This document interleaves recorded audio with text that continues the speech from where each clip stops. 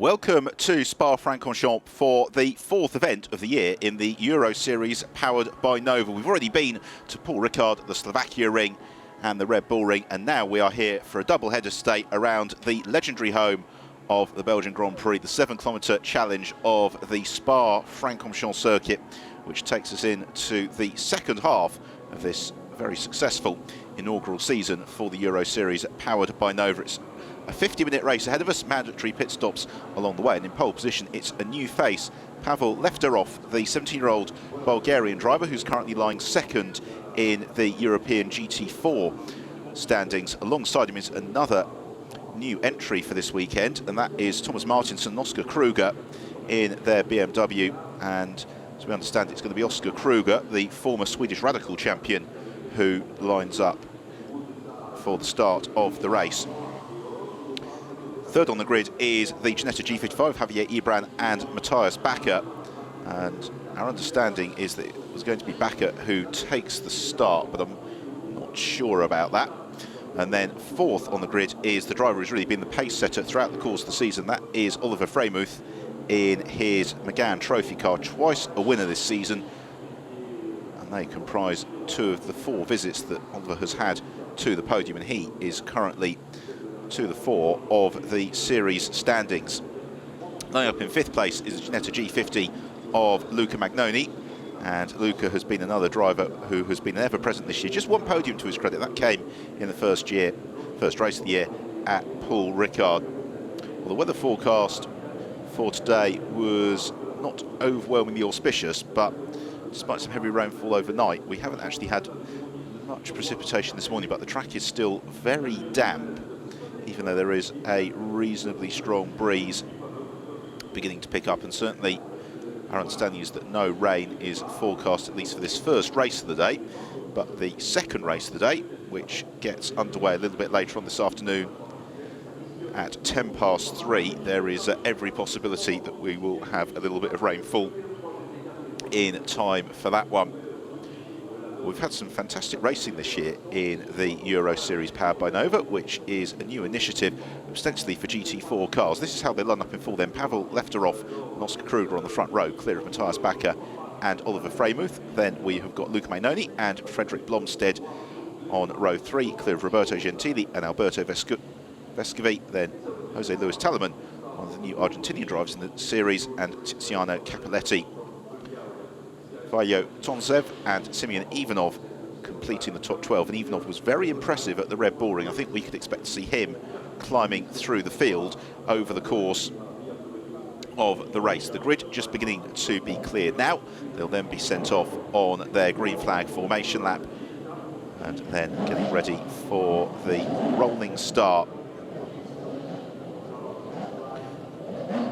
Cars just firing up and getting under power, and we're left off the immaculately prepared Lotus Evora nestling in pole position alongside him. I think Oscar Kruger and Thomas Martinsson could well spring a surprise. Kruger, as we alluded to, has raced with great success in radical cars, whereas Thomas Martinsson has a strong track record competing in European and Swedish GT4 racing. Another car to watch for that we haven't really talked about is the 6th place car of Frederick Blomstedt and Marco Hadastangas. They're currently second in the standings. They've had one victory this season and 4 podiums. They were triumphant in the first of the races at the Red Bull Ring on a swelteringly hot weekend at the start of July. That fed them into the summer break, and thereafter the season gets quite busy for the Euroseries powered by Nova competitors, because from Spa-Francorchamps we head on to Misano and Mugello to complete the 6-event opening season for this new initiative. Cars heading downhill out of the La Source hairpin on towards the legendary Eau Rouge, and you can get a sense of just how damp the circuit became overnight and into this morning. We've already had one on-track session this morning with the Euro Formula Open cars, but they haven't, perhaps as we may have expected, cleared a dry line just yet. So the track is very slick and greasy throughout, which in some respects is a bit of a leveler for the drivers, because it does open up more possibilities for overtaking, whereas we were seeing in some of the racing yesterday when, again, we had some very heavy rainfall during the morning, that you had a dry line forming, but offline it was incredibly slick and treacherous, and that made it really quite hard to overhaul rivals. Well, the white and blue Megane of Freymuth is surely going to be one of the pace-setting cars to watch for, but Pavel Lefterov qualifying on pole position with an advantage of some 3.3 seconds. He set that time in a qualifying session in not dissimilar conditions to this. It was a little bit damp, a little bit slippery, with a drying track. Oscar Kruger, in turn, was some 4.1 seconds faster than the third place time posted by Matthias Bakker. Bakker making the switch across from the Trofeo Maserati World Series, where he has raced with considerable success over the past couple of seasons. Other new faces this weekend in ninth on the grid, Jose Luis Talaman and Diego Mendes, the two Argentinian drivers teaming up for this weekend. Talaman, arguably the more experienced, having been competing in GT4 in Europe, but also a very solid and successful single-seater career back in his native Argentina prior to coming to compete in Europe. Our understanding is that it will be Talaman who will be starting the number 2 car. There is Fredrik Blomstedt. Blomstedt, a former Formula Renault 2-litre racer in the UK, with a best of 9th in the championship back in 2009. But he and Marco Helistangas have been very impressive in their Ginetta G50 through the course of the year. Alberto Vescovi, another very experienced GT competitor, started this year in the Dubai 24 Hours, but probably his greatest racing success was a second place in the 500 kilometres of Alcanis back in 2010. The field now just heading through Stavlo towards the end of this formation lap. This is where the circuit picks up the route of the original Spa-Francorchamps circuit, which was up until really very recently comprised of public roads. The current layout was constructed in the early 1980s when the original lawn circuit became too dangerous, but even so, it's only really been the past decade or so where the track has become a fully permanent facility. And this was one of the last sections of public road that was closed off. You can still drive fragments of the old circuit on the way in to the paddock entrance. So the field coming now out of Blanchimont on towards the bus stop chicane. The pace car just backing them up to make sure that we get a nice clean start. It's going to be very treacherous on the run to La Source for the start of the race. Very, very greasy conditions. So it's the black Evora of Pavel Lefterov, the black BMW of Oscar Kruger that comprises the front row. Then Matthias Bakker in the fluorescent orange Ginetta, Oliver Freymuth in the blue and white Megane as the pack come through the bus stop chicane. We're about to go racing for the first time this weekend in the Euroseries powered by Nova. As the lights change green now, and away we go. It's a good start from Bakker in the Ginetta, who tries to split the front row as they arrive into La Source. It's going to be a little bit tricky.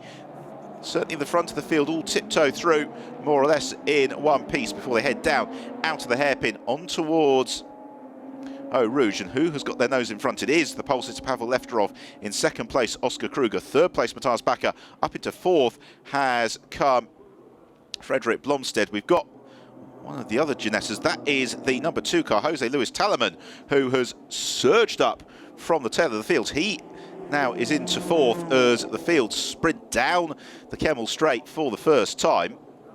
The leading 6 have broken well clear of Oliver Freymuth, who is plummeting down the order in his Megane. Still a little bit of spray being kicked up, headlights ablaze as they get on the brakes, turn into Les Combes. Already Lefterov just beginning to ease out a little bit of an advantage over Kruger. Then we have now got up into third place once more, Blomstedt. Fourth is Matthias Bakker as Kruger runs a little bit wide, heading downhill towards the Bruxelles hairpin. That's an opening for Blomstedt to sneak to the inside, and that's precisely what he does.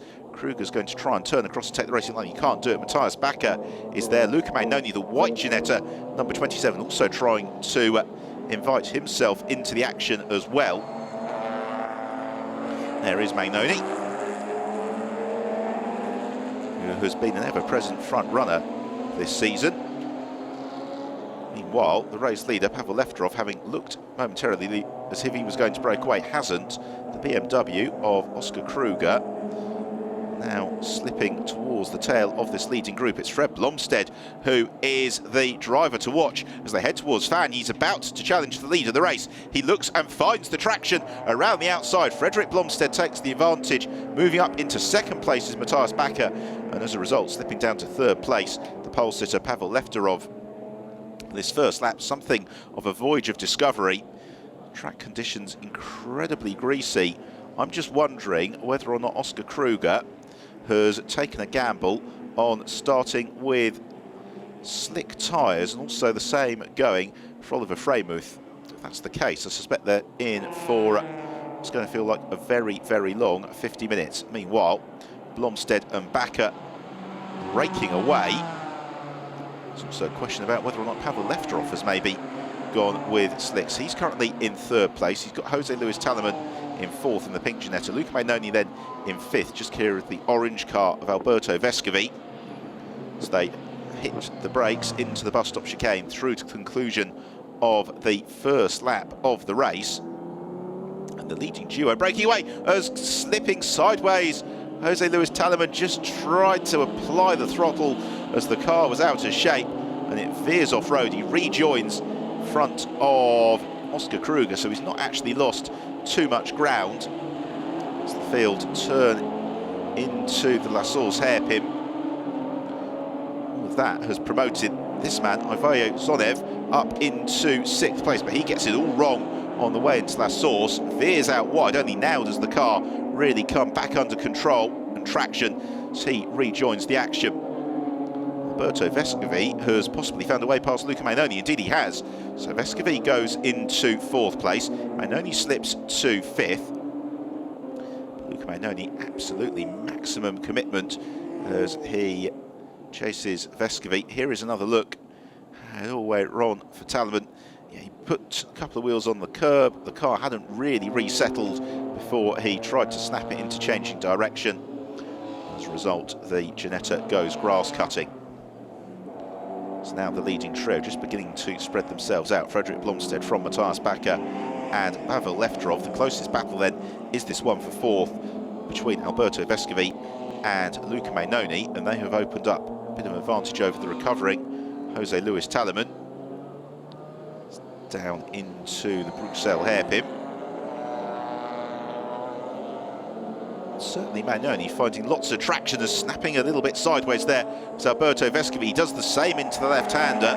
He's got to be careful not to get on the AstroTurf on the exit. He doesn't do that, so as he leads the battle for fourth, downhill towards Pumon. Magnoni again looking to challenge to the inside of Pumon. He sees some space and goes through. Great move there from Luca Magnoni, back up into fourth position. And certainly Luca just seems to have been a little bit more smooth and confident as to where the grip is during the first half of this second lap of the race. They head through Fania now. They are being reeled in by Ivaio Zonev as well. One of the many Bulgarian drivers in the race, but they've also got Jose Luis Talaman in the pink Ginetta, closing up on them very, very rapidly. And Talaman, despite that mistake at the end of lap one, is clearly very comfortable with the performance of his car. Here then is another look at the move. Magnoni to the inside of Vescovi, finding traction to that inside line at Pumon, which typically in greasy conditions isn't all that grippy. Back to the lead of the race then. Here is Frederick Blomstead in the Ginetta. As he snicks down through the gears, negotiates the bus stop chicane with no drama. He's got Matthias Bakker in pursuit in one of the Ginetta G55s. Meanwhile, Jose Luis Talaman looking to line up the move on Alberto Vescovi into the bus stop chicane. Talaman will be cognizant of what happened last time around, has no such dramas on this occasion. He is just a little bit more cautious, and Vescovi ahead of him. close up on to Alberto Vescovi. But Vescovi has a bit of a wiggle on the brakes into that source, gathers it up just in time. It's one of the reasons why the Ginetta G50 is such a popular car. It is very forgiving when it goes sideways and does give the drivers just a little bit of a window with which to sort themselves and any dramas out. But Vescovi living dangerously, so is Talleman. Both cars moving around as they apply the throttle to climb out of Eau Rouge and up through Radillon. On to the third lap of the race. Frederick Blomstead leads from Matthias Backer. The car at the front of your picture is Pavel Lefterov. He is currently in third. Luca Magnoni is fourth. Alberto Vescovi is fifth from Jose Luis Talleman in sixth. Ivaio Sonev seventh from Simeon Ivanov. Now that was interesting because they're all moving across to the left-hand side of our picture, which would suggest that the track is just beginning to dry out, and those who have gone out with wet tyres are possibly finding that they're just beginning to overheat a little bit.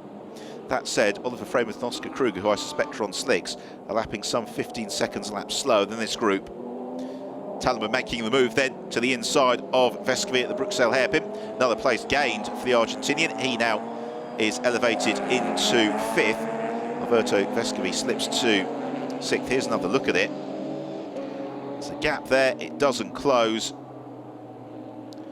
Vescovi possibly deciding that the discretion was the better part of valour, not overly fighting with Jose Luis Talleman. Meanwhile, the fight for third is just beginning to close up, isn't it? Because Pavel Lefterov is being caught by Luca Magnoni. And both of them, I suspect, at the end of this lap, will find that they are being caught as well by the charging Jose Luis Talleman. But this hasn't been such a good lap for Pavel Lefterov. Luca Magnoni, the white number 27 Ginetta, beginning to close onto his tail. The Lefterov just taking a big bite of curb, and that will have slowed him down. He can't apply the throttle because the wheels will spin up and snap the car sideways. So as they come out to Stavolo, now Magnoni really beginning to close up onto the Lotus Evora in the fight for third. They head on towards Blanchimont as we are approaching 20% of the race being completed. Just over 10 minutes away from the pit window opening.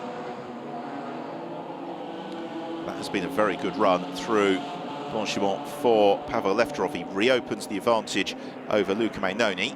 The battle instead becomes the one for sixth place as Ivaio Sonev looks to the inside of Alberto Vescovi and sneaks through. Can the Bulgarian get the white-orange car stopped in time? Yes, he can. The place is secured. And also they've got the sky blue Ginetta G50. That's Simeon Ivanov who is closing up onto their tail.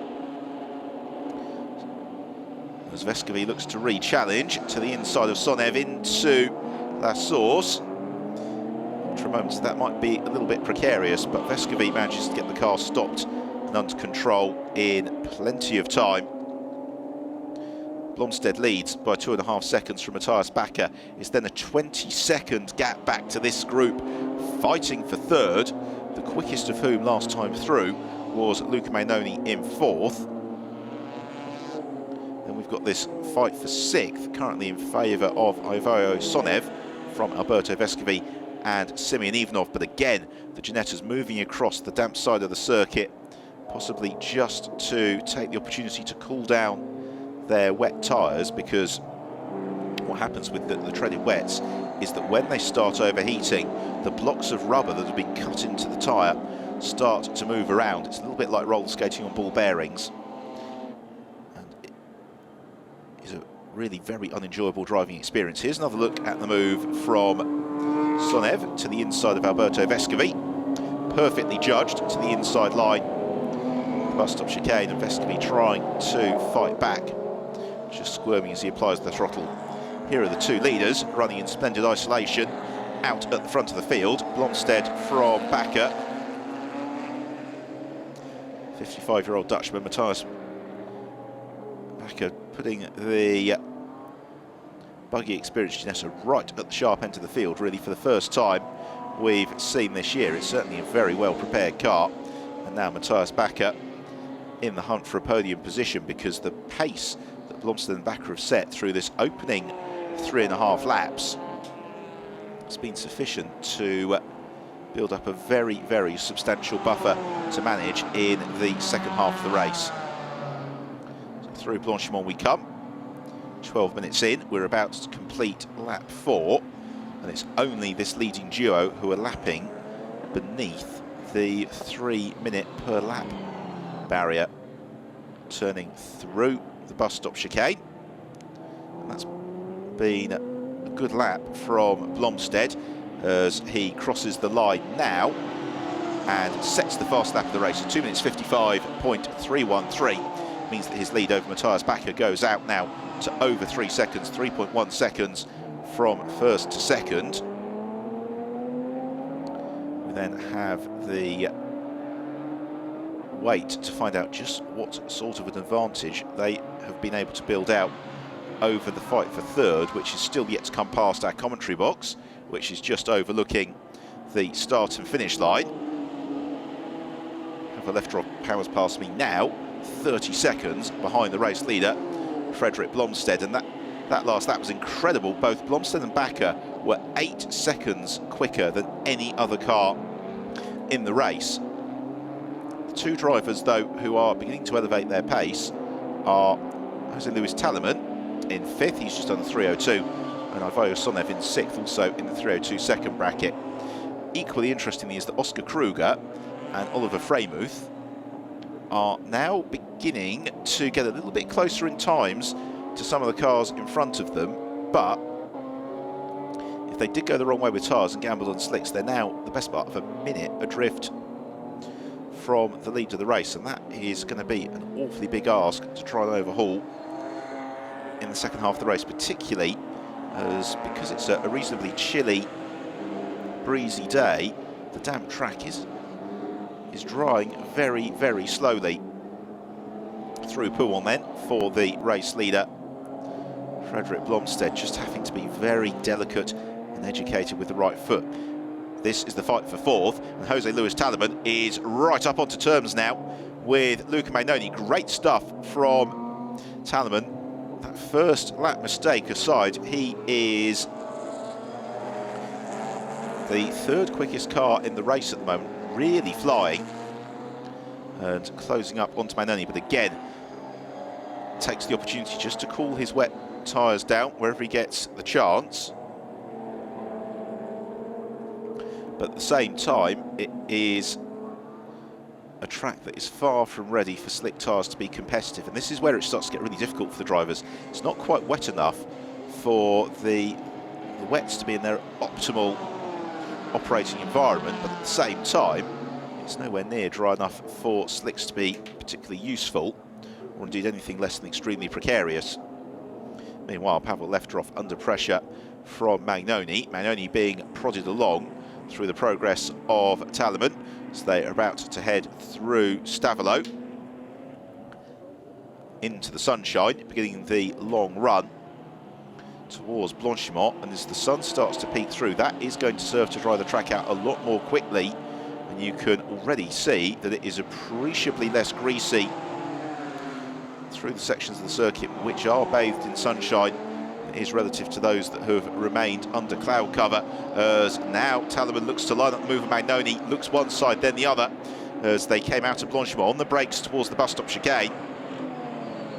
Jose Luis Talleman, though, not quite able to challenge. They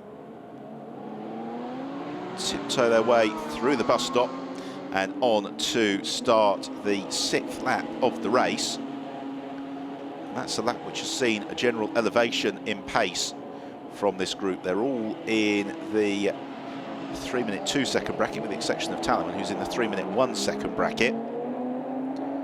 The track getting a little bit faster by about 2 seconds a lap, probably lap upon lap. I think a true indication of how much the track's speeding up we'll see once Talleman is able to squeeze past Magnoni, which he attempts to do at Eau Rouge. That was never going to happen for the Argentinian. He looked to the inside. It was a gap that was always going to disappear, and indeed it did just that, as now the pair of them run nose to tail along the Kemmel Straight. It's giving Pavel Lefterov in the Black Evora in 3rd the chance to begin to break away. Magnoni now sticking to the left-hand side of the picture, determined to try and defend from Talman, who looked to see if there's any traction to the outside at Lecom. Found that there wasn't. No option as a result, but to do anything other than follow him shoot. Now here is Oscar Kruger into the bus stop chicane. Just running out a little bit wide. That's going to be frustrating for Kruger because he had just moved up ahead of Oliver Freymuth on that last lap. Freymuth now elevating his pace by a couple of seconds a lap each time round as well. This is where the battle is though for fourth place. Is still the pink car of Lewis Talman applying the pressure to Luca Mainoni. Talman, knowing that there's still a long way to go, we're just approaching 40% race distance in the opening of the pit window, doesn't want to unnecessarily risk the car, particularly with the knowledge we've got another race to come later on this afternoon. But now Talman looks to the inside at Fagna. Has Mainoni seen him? He has. Gives him racing room, but Talman having to tighten up the turn-in angle. Scrubbed off enough speed for Mainoni to swoop through on the racing line and continue to hold on to that fourth place. Lefterov still not really escaping from their clutches, despite the way that this fight for fourth is beginning to intensify. As they head out of Stavelot on towards Blanchimont. Avayo Sonev in sixth place, isn't really closing into this battle as now challenging to the outside of Blanchimont. Great move from Jose Luis Talman around the outside of Luca Mainoni up into fourth position. Brilliant stuff from Talman. Now, how quickly is he going to get himself latched underneath the rear spoiler of Pavel Lefterov? We will find out in a moment's time. As they flick through the bus stop chicane, front of the field, Fred Blomstead still leads from Matthias Backer by 2.3 seconds. So we have another look at that challenge and successful pass for fourth place.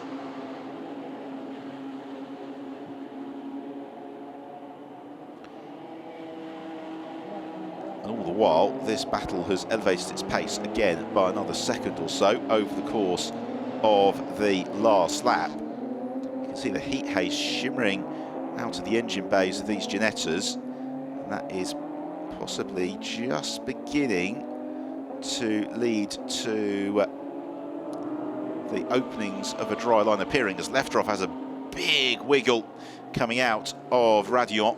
That will have felt absolutely gigantic within the cockpit. He's again looking to cool his wet tyres. Lewis Talman the same for Luca Mainoni. Just wonder whether or not Pavel Lefterov has possibly gone with slicks. His pace in qualifying yesterday suggested that he'd romp away at the front of the field. That's not happened, but he's not moving across to cool his tyres down at any point on the track. Whereas, as you can see, Jose Luis Talman now feeling the need to do that as much as possible. Here is the race leader, Frederick Blomstead, at work in the bus stop chicane. There is the second place car of Matthias Backer, who has stayed with him throughout in the buggy experience. Ginetta G55 as the pit window now is open. This is where the strategic dimension of the race comes into play. These two at the front of the field have now got a 40-second margin over every other car in the race. So it really feels like it's going to be a shootout between them to determine the overall outcome. In terms of the points situation, this is potentially very, very good news for Frederick Blomstead and Marco Helle-Stangas in an event where Oliver Freymuth is currently languishing in 9th place. And that would reward Freymuth with only a couple of points, whereas the 20 points for Blomstead and Helle-Stangas would, by my maths, be enough to elevate them up to the top of the table. Tricky conditions now for the drivers as the sun comes out. Meanwhile, here is a replay of a challenge from Jose Luis Talman to the outside of Pavel Lefterov. And did that work? Yes, it did. Great stuff from Talman. He goes up into 3rd position. The race leader Blomstead powers through Radion. He's bringing Matthias Backer with him for company, but the pair of them really got the circuit to themselves. They're both consistently lapping in the 2-minute 55, 2-minute 56 second bracket. Jose Luis Talaman has just come through with a 3-minute 0 as Pavel Lefterov in the Evora has become the first car in the race to duck into the pits. There he is, rolling down the pit lane. Pole sitter may have expected a little bit more than that. Simeon Ivanov is also another driver who has pitted in. Michelin tyres getting checked over. I think the curiosity is going to be what tyres Lefterov has got on the Evora, and it's very, very hard to see from that angle. Certainly plenty of readings being taken. Meanwhile, Matthias Backer, Frederick Blomstead would appear to be a little bit closer to each other than they were on the previous occasion. There is Simeon Ivanov. And that is a very wet, slick tyre being rolled around. Are the team going to make the call? It's going to be a pretty finely judged thing. As I say, the two quick cars, I suspect, which are on slicks, Oliver Freymuth and Oscar Kruger, are still 10 seconds a lap slower than this leading duo. So there certainly isn't the case just at the moment to make that change. But you can see there, through Blanchimont, there is just the beginnings of a dry line peeking through. And what we have seen time and time again here at Spa is that once the sun comes out and the track dries out, that it goes from wet to dry very, very quickly. But there is still a damp trail through Blanchimont as Blomstead uses the road. And that's because Matthias Backer is just beginning to make it a little bit uncomfortable now for the Swedish driver at the head of the field. Blomstead negotiating the bus stop chicane. This is to conclude lap 8 of the race. The ninth lap is going to take us just about to half-race distance. Meanwhile, Tiziano Cappelletti getting it all sideways on the way into the bus stop chicane. Absolutely no traction there whatsoever. Suspect that Tiziano started the race on slick tyres as well. He's down in 11th place, and he is somebody who we have seen up towards the front of the field on multiple occasions this season.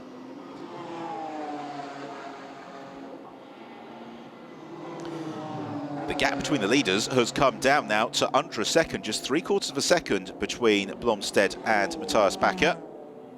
And this is when it starts to get very interesting.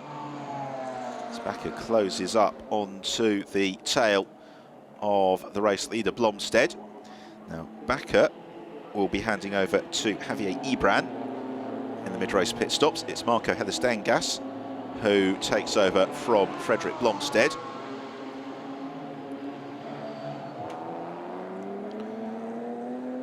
And both cars moving offline, seeking out damp sections of circuit just to keep those treads on the wet Michelins as cool as possible so they don't move around. Because like where you have the finite operating window for slick tyres, so you do for wets as well. Meanwhile, into the pits now has come Alberto Vescovi, and Alberto is going to be remaining in the cockpit. He is completing the race single-handedly.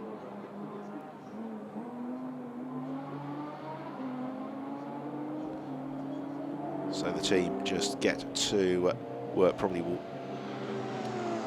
look at tyre pressures and the like. Meanwhile, here is Jose Luis Talaman in 3rd place. And now it's a reasonably comfortable 3rd place, having shaken off Luca Mainoni. And the pit stop for Pavel Lefterov. Meanwhile, the battle for the lead is now well and truly a battle. Matthias Backer has closed right up onto Frederick Blomstead. And Blomstead now feeling the pressure. Meanwhile, into the pits comes Tiziano Cappelletti, and that is Mark Spakawas who will be taking over from him.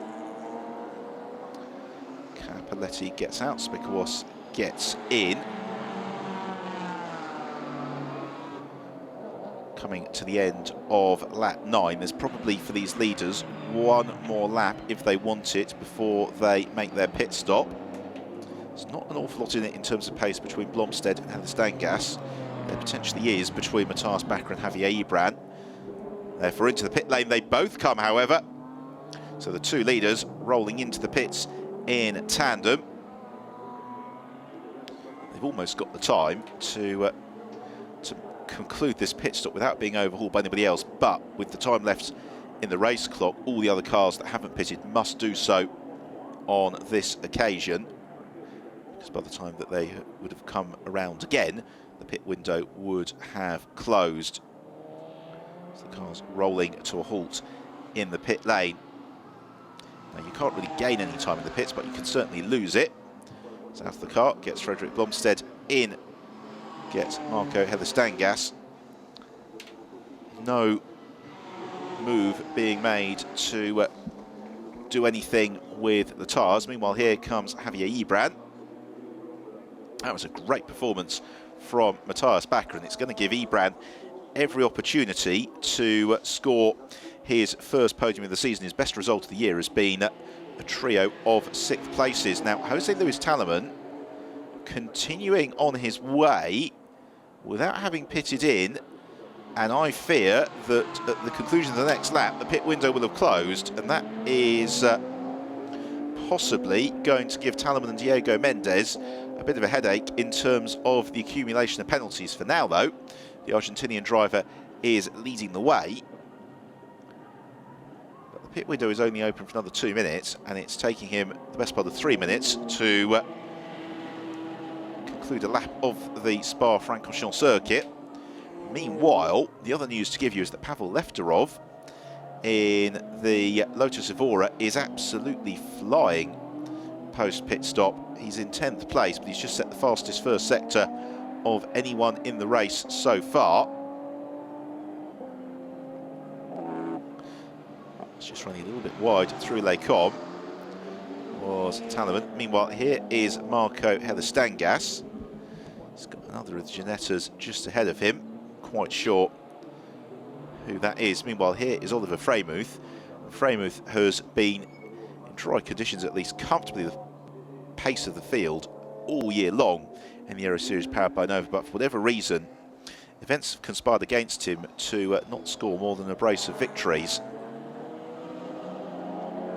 So it's the Balbiani car which gets lapped by Marco Heather-Stangas as Ivaio Zonev is about to rejoin the action. Zonev, who has been going very well in these greasy conditions. So Heather-Stangas looks for the grip at the Bruxelles hairpin, doesn't really find it. So he rolls downhill into the trio of left-handers. Also running a little bit wide in the background is Balbiani.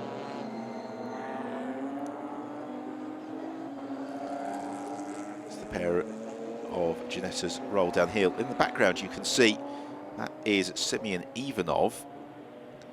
And Ivanov, I think, having a very, very slow pit stop.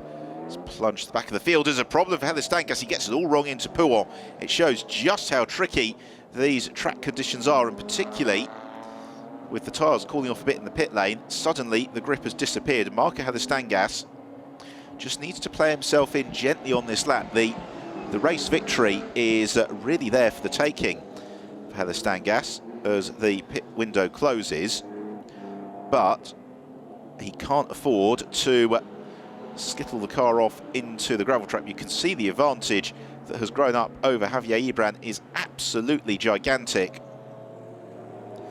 There's more drama for Balbiani. Meanwhile, Alberto Vescovi at Les Combes. Does he keep it out of the tyres? Just about. Lucky boy did well to get on the brakes and get that car slowed down. Into the pit lane now comes Jose Luis Talaman to hand over to Diego Mendes, but it's after the close of the pit window.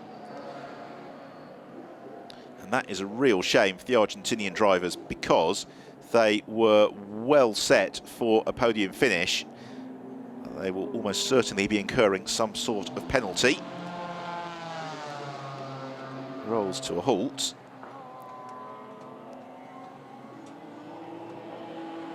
The driver switch is completed without any particular drama as Talaman stalks away. the team just running over to explain that possibly he missed the pit window. So here is the race leader, Marco Heather-Stangas, now into his first true flying lap. What is his advantage over Javier Ibran? We wait and wait and wait. Ibran comes past the commentary box now, some 23 seconds back from Heather-Stangas. So Marco Heather-Stangas, this is looking like it will be he and Frederick Blomsted's second victory of the season, barring disaster. Certainly those that have gambled with slicks. So Thomas Martinson now having taken over from Oscar Kruger and Oliver Freymuth. The pace in those cars is still not particularly spectacular. The car to watch for, though, is the progress of Pavel Lefterov. Lefterov has just set his personal best lap of the race, 2 minutes 57.269, and now the Lotus Evora is flying. He's 46 seconds back from Heather-Stangas. Reeling in and catching Javier Ibran may well be on for Lefterov. Whether or not he can do the same for Heather-Stangas, I would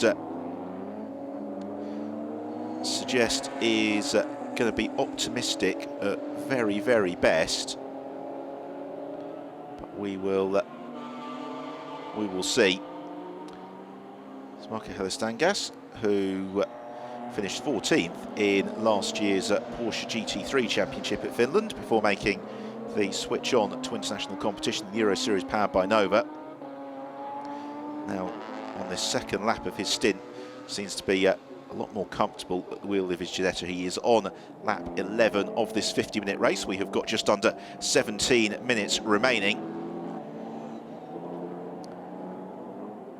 And the sun is now truly out over the entire length of this Spa-Francorchamps circuit. And yes, now you can see just that patch of dry asphalt on the way to Stavelot. This could be really interesting because with a long lap and lots of high and mid-speed corners which maximise the wear on the tyres, a pair of very, very second-hand wet Michelin, or a set of very wet Michelin tyres might become difficult. Meanwhile, for Alberto Vescovi, he got it wrong at Les Combes a moment ago, and again, well, if he was a cat, he'd have used up 2 of his 9 lives in the past lap or so, because it's very rare you see somebody coming out of Radion at that angle and not ending up with a very, very large bill for damage. So Vescovi still, I just wonder whether or not they made the decision with Alberto Vescovi to put some slick tyres on the car. In fact, I think they almost certainly did, because that is another spin. It's another spin which somehow keeps him out of the tyre wall. Meanwhile, there is Diego Mendes, who has filtered back into things in 4th place. That's Luca Magnoni just behind him. So Luca Magnoni flying, as is Ivaio Sonev behind them. This is a battle for position, pending any investigation into pitting out of the window. What that means is that these two have been jumped by the pace of Pavel Lefterov.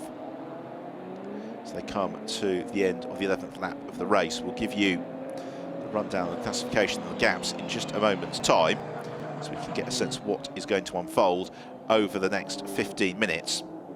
So Marco Heather-Stangas is our race leader. He is 26 seconds clear of Javier Ibran, and then Pavel Lefterov is in 3rd. He's just 13 seconds back from Ibran. This is the fight for 4th place between Diego Mendes, the pink car, Luca Magnoni, the white entry. Magnoni looking to the inside at La Source, may well go through into 4th. We have just had the fastest lap of the race set, by the way. That was Pavel Lefterov at 2 minutes 54.723. And that was 7 seconds quicker than Marco Heather-Stangas. The gap is 40 seconds, but at 7 seconds lap, he's only going to need 6 or 7 laps to get that closed down pretty promptly. And so this is not all done and dusted just yet. Heather-Stangas needs to be circulating a little bit more rapidly. Meanwhile, in the fight for 4th, we have got Ivaio Sonev joining in, as not unsurprisingly, we've had a minute's penalty applied to the pink car of Diego Mendes for pitting out of the pit window. So that's a real shame for the Argentinians. They are 4th on the road. In reality, they're going to be about 9th place in the final classification. They're 5th on the road now, of course, because they've been passed by Luca Magnoni. Down through the Bruxelles hairpin, it promotes Ivo Sonev, the 3rd car in that train, up into 5th place in reality. Now the car that is absolutely flying is Pavel Lefterov in the Lotus Evora. He's just set once more the fastest first sector of anybody in the race. And the rate of capture, he's certainly going to overhaul Javier Ibran, but it is just about possible, as Mark Spekavos has a bit of a moment in the number 10 car. It's just about possible that Lefterov might catch Heather Stangas between now and the checker flag. Diego Mendes still staying with Magnoni and clear of Ivo Sonev. As again, the clouds forming over the far side of the circuit. The weather forecast for today is to be incredibly unpredictable. So when we have the second race of the afternoon for the Euroseries Powered by Nova, which starts just after 3:10 local time, then the weather conditions could be very, very different once more. As it is still just a little bit of spray being kicked up. Certainly those that went with slick tyres possibly making the wrong call. So this is the number 2 car of Diego Mendes. He concedes the place to Ivo Sonev, and that may have been a call from the team, just to let him know that he's picked up a minute's time penalty, which is going to result in his plummeting down the order. Right, another fast lap of the race for Pavel Lefterov. Now the pace is coming in at 2 minutes 53.950 for Lefterov. That was 4 seconds quicker than Heather Stangas. The gap from 1st to 3rd is 36 seconds. The gap from 2nd to 3rd is just 3.3 seconds. So Javier Ibran is going to be passed almost certainly on this lap by Pavel Lefterov, if he's not already been passed by the Lotus Evora.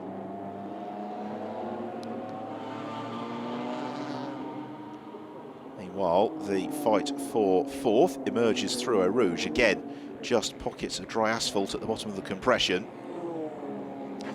That's why we're suddenly seeing an elevation of pace. Oliver Freymuth, another driver who's flying, as Balbiani has a little bit of a moment.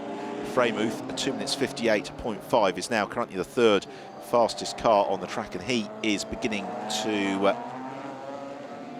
progress up the order. He's in 7th, he's 25 seconds back from the battles going on ahead of him. But Freymuth, with that penalty for Diego Mendes, is actually effectively in 6th, and that's going to be enough to keep Freymuth at the top of the point standings going into the second race of the day. Pavel Lefterov having another absolutely electrifying lap in the Lotus Evora.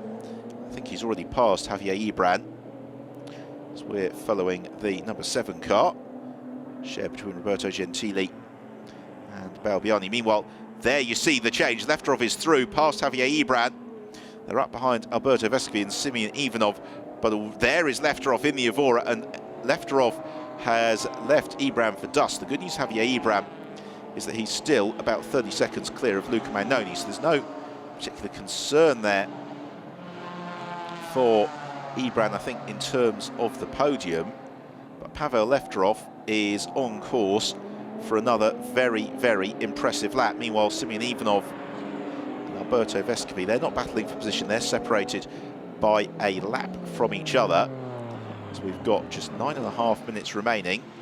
Lefterov in the Evora sets another fast lap of the race, so 2 minutes 52.4 for Pavel Lefterov. He's 28 seconds back from Marco Heller-Stangas, and he is 7 seconds quicker than the Finnish driver once more. Javier Ibran in 3rd gives us a 3 minutes 3.3. Couldn't do that, going to be tried. And now that could be really interesting, depending on the progress of Luca Magnoni. So there is still plenty of time remaining in this race. For Magnoni, well, it's going to be a very tall order for him to overhaul Javier Ibran. So Mannoni comes through now, 2 minutes 59.3. He's 28 seconds back from Ibran. It really depends what sort of pace at the front of the field Marco Helle-Stangas wants to take things out at. Last lap was fractionally shy of 3 minutes. Helle-Stangas, so I think we're going to get probably 3 more laps out of this race at the end of this one. Also depends whether or not the team tell Helle-Stangas to just back it off a little bit. Javier Ibran, who is another veteran of the Trofeo Maserati, also has raced in the Belcar Championship, so probably knows this Spa-Francorchamps circuit reasonably well. And he's given away 4 seconds to the flying Pavel Lefterov just through the opening moments of this lap alone. It's the number 6 car of Lefterov in the Evora, which is possibly the one that we want to be following, as running wide is Simeon Ivanov. Now, for Ibran, that first sector was good news because Luca Mannoni was only a tenth of a second quicker through sector 1. So the 28-second advantage that Ibran has got to maintain that third place is currently sufficient. Helle-Stangas, however, was 2 seconds slower than Pavel Lefterov through sector 1, and another 2 seconds slower than Lefterov through sector 2. The Bulgarian Pavel Lefterov is having another very, very good lap here, as Javier Ibran has done an 84.6 through sector 2. We wait a while. Now, Helle-Stangas is through. He's just gone into his 50th lap of the race with a 2 minutes 57.1. And crucially, he's gone into that lap with enough time easily to make it 3 more laps. Now, here is Pavel Lefterov. This is the driver to keep on. 2 minutes 49.3 for Lefterov. 8 seconds quicker than Marco Helle-Stangas. And the Bulgarian is really flying through La Source. His deficit to Helle-Stangas is 20 seconds, but at 8 seconds a lap, he will have caught the race leader between now and the checker flag. This could be absolutely fascinating. We're awaiting Helle-Stangas through at the end of sector 1 any second now, and Helle-Stangas does his personal best of the race of 48.0. Now, we saw a little bit of a mistake from Helle-Stangas, as it is a replay of getting a little bit too intimate between Ivan Sonev and Diego Mendes. And still dancing on the throttle is Pavel Lefterov, who was 2 seconds exactly faster than Helle-Stangas through sector 1. The Lotus Evora is dancing on the greasy surface. And this is a driver who took pole position for this race by 3.3 seconds. We were expecting him to be spectacular, and now that is really coming together in the late stage of the race. It's this middle sector which is going to be key, and you can just see increasingly there are just little pockets of increasing grip coming in around the circuit. Lefterov needs to be 7 seconds a lap quicker than Helle-Stangas, and he was on that schedule last time around. Meanwhile, Diego Mendes, minute penalty or not, is still providing plenty of pressure to Ivaio Sonev. They've got Luca Mannoni just ahead of them now. Magnoni's pursuit of Javier Ibran has been rather thwarted. That's only 1.5 seconds a lap faster for Mannoni at the moment, so Ibran is safe and secure in that third place. Helle-Stangas is through sector 2 and was 3.3 seconds slower than Pavel Lefterov. This race is far from settled. They're going to have 2 laps to go at the end of this one, as Diego Mendes and St. Louis Talaman, despite that penalty, I think will be looking ahead with excitement towards the second race, because they have shown they've got the pace. It's through Pouon, just the openings of a dry line appear. Right, Helle-Stangas has come past us again and has posted a 2 minute 57.7 for Marco Helle-Stangas. And Pavel Lefterov across line with a 2 minutes 48.6, 9 seconds faster. And Lefterov is now just 11.7 seconds back from Marco Helle-Stangas as we go into the penultimate lap of the race. I say just, in reality, that could be an eminently chase-downable gap. Meanwhile, Diego Mendes has slipped back a little bit from Ivaio Sonev. So there you see the gaps between them, 11.7 seconds. And there it is, writ large on screen. Here is Helle-Stangas at the back of the picture now. You've got Pavel Lefterov closing in, inexorably bringing the gap down. And Helle-Stangas, best part of 3 seconds slower than the Bulgarian, just through Sector 1. And it was looking so good for he and Fredrik Blomstedt to score a second victory of the season. You'd now have to suggest that it seems almost inevitable. Helle-Stangas is quite clearly nursing some wet tyres that are past their best, that the Bulgarian is going to chase down onto his tail. There comes Lefterov looming out of the left-hander.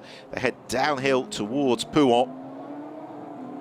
Midway through Sector 2 on this penultimate lap of the race. We've got about 10 kilometres or so of competition remaining. What's been an absolutely intriguing race. Meanwhile, Ivaio Sonev launching to the inside of Luca Magnoni. Magnoni saw him coming, evaded the missile-like progress of the Bulgarian in the Ginetta G50. Magnoni, as a result, maintains fourth. Another look at it, and Sonev was never going to make the corner, even if he tried it about 400 times. And then Sonev under pressure as well from Diego Mendes, who passes for fifth on the road.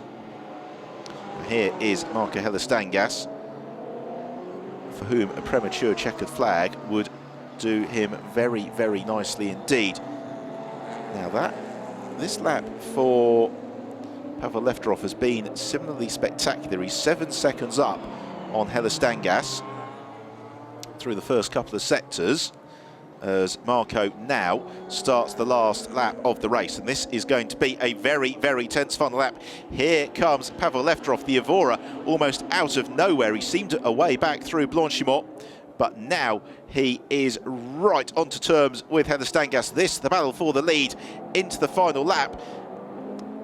Marco Helle-Stangas and Fredrik Blomstedt, who have led almost the entirety of the race, are about to be overhauled on this final lap by the pole sitter Pavel Lefterov, who powers past on the way towards Eau Rouge and goes past in the Lotus Evora. He takes the lead. He set the fastest lap last time through, a 2 minutes 45.6. He was the best part of 11 seconds quicker than Marco Helle-Stangas. And Stangas was only a second away from he and Blomstedt's fastest lap of the race, so it's not as if he had been easy off, but this has been an utterly explosive performance from Lefterov during the final 20 minutes or so. It always looked like it was going to be a stretch, but he has reeled in something in the region of 46 seconds over Marco Helle-Stangas in the course of the last 6 or 7 laps. We are in to the 17th and final lap of the race for the Euroseries powered by Nova. And Pavel Lefterov, really, as long as he keeps it on the grey stuff, is going to come through and score a quite magnificent victory. Because it's not just a case of the Evora coming in and working for him in the second half of the race. To be able to drive on that sort of limit on a very greasy and slippery surface really takes quite some doing.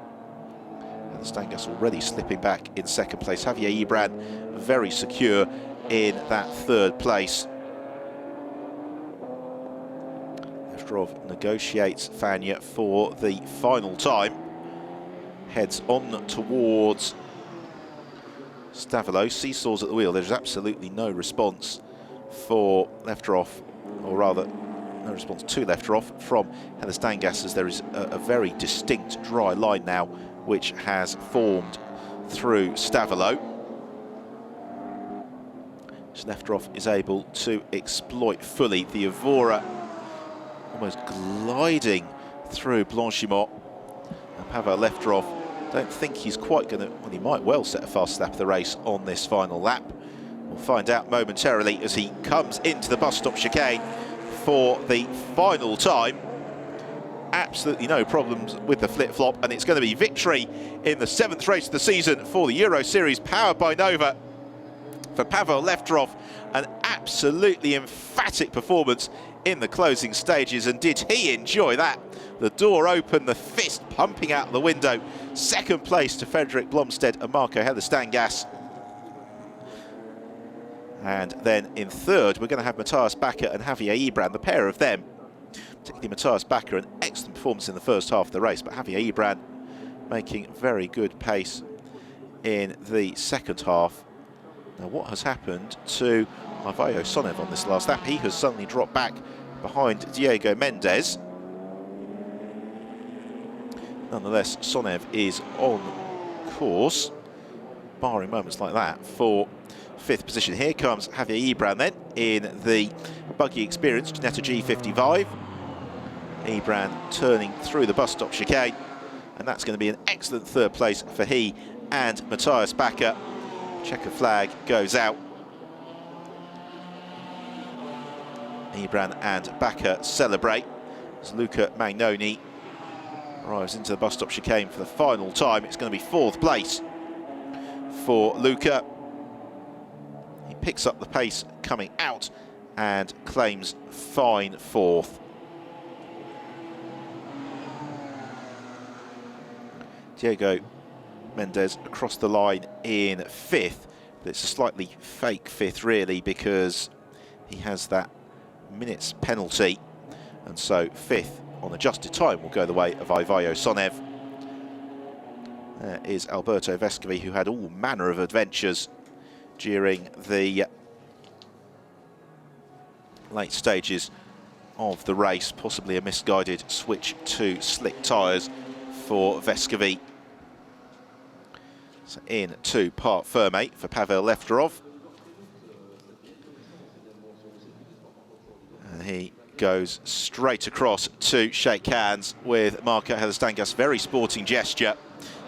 That was a really fantastic race and chase.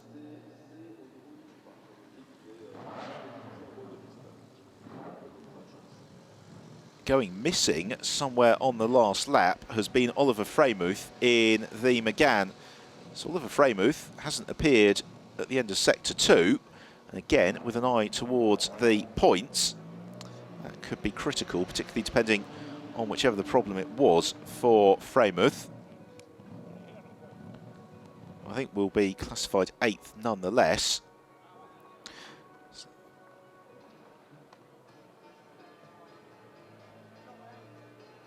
Handshake from Matthias Bakker and Javier Ibran. Buggy Experience team will be very pleased with the way that the race turned out, as Ibran sets about unclipping himself from his seatbelts and hands device.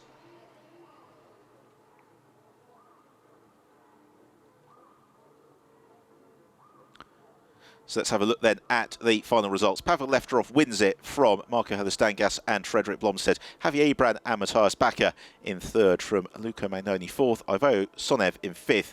And then Diego Mendes, Jose Luis Talaman in 6th after that minute's penalty. Mark Spekoves and Tiziano Cappelletti in 7th. Oliver Freymuth in 8th, having gone missing somewhere along the way. Let's take a look back at the highlights of the race then. It got underway in very greasy conditions. As they went towards La Source for the first time, it's Matthias Bakker who was the most confident, but also Frederik Blomstedt finding plenty to his liking. Also showing very strongly was Jose Luis Talaman, who was looking to get involved in the action over the course of the first lap. It very quickly became clear that when the track was dampest, that it was Frederik Blomstedt and Matthias Bakker who had the pace. They quickly overhauled pole sitter Pavel Lefteroff and thereafter romped clear into the distance. By the time that we got to the mid-race pit stops, Race leaders were some 40 seconds clear as Lewis Tallerman had a little bit of a moment at the bus stop chicane on lap 1.